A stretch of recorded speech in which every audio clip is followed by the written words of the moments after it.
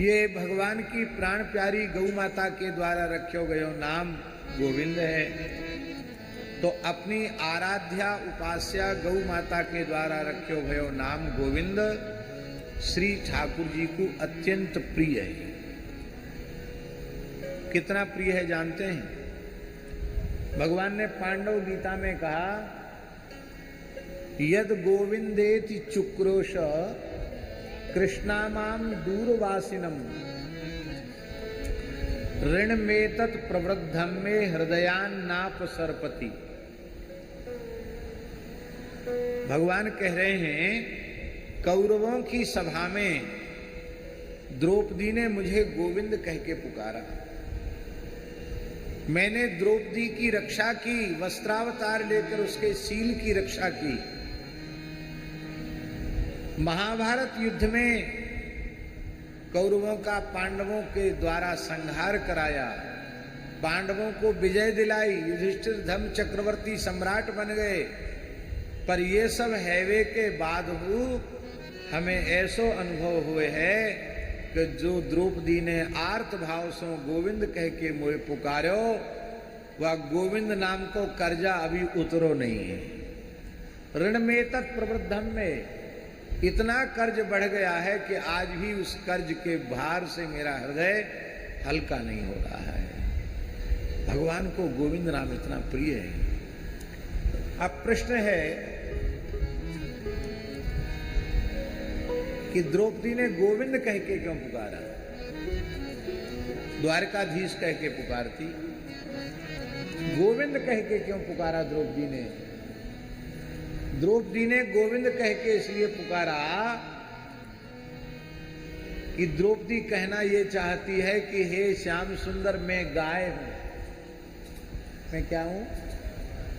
गोविंद शब्द का अर्थ है गौओं का स्वामी, और मैं गाय हूं और आप गोविंद हैं, गायों के स्वामी हैं। तो ये कौरव नहीं है। कहवे कि तू ये चंद्रवंशी भरतवंशी क्षत्रिय हैं, पर क्षत्रिय कुल कलंक हैं।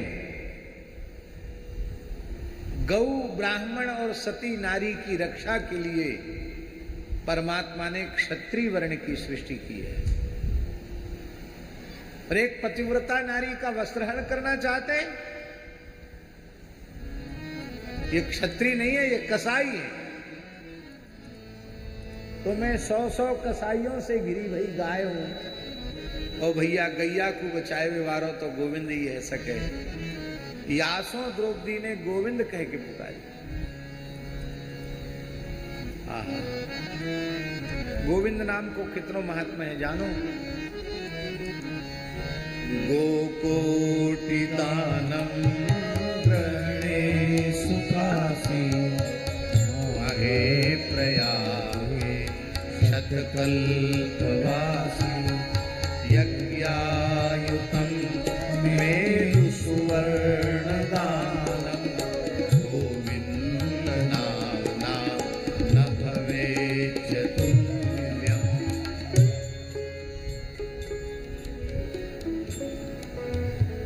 हरे कृष्णा। तो पुरुषोत्तम मंत्र मैं तो गोवंश का बहुत बड़ी मात्रा में संहार हो गया है, आज भी लगातार हो रहा है। 60 से 70 हजार गाय इस देश में रोज मौत के घाट उतार दी जाती है।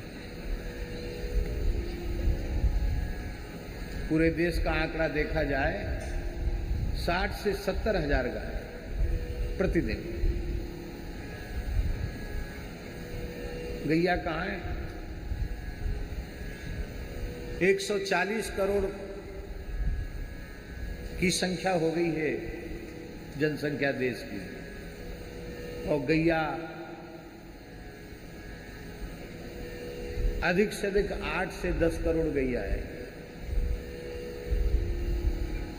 80 करोड़ हिंदुओं पे यदि गाय बांटी जाए तो 10 हिंदुओं के हिस्से में एक गाय आएगी सेवा के लिए। इतना कम हो गया है गोवंश।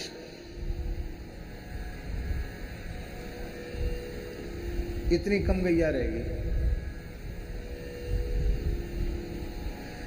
पर पद्म पुराण में भगवान व्यास कह रहे हैं चंद्र ग्रहण के अवसर पर काशी जैसे धर्म क्षेत्र में जाकर कोई 1 करोड़ गायों का दान वैदिक ब्राह्मणों को करे।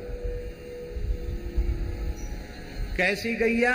जिनके श्रृंग स्वर्ण मंडित हों, जिनके खुर रजत मंडित हों, जो ताम्र पृष्ठा हो, जो कान से दोहना हो, जो रत्न पुच्छा हो, ताम्र की पीठ जिनकी सजाई गई हो, पूंछ में हीरा मोती पन्ना पुखराज पिरोए गए हो, कांसे की दोहनी होए, सवत्सा होए, ऐसी 1 करोड़ गैयन को दान चंद्र ग्रहण के अवसर पर काशी में जाए के करे।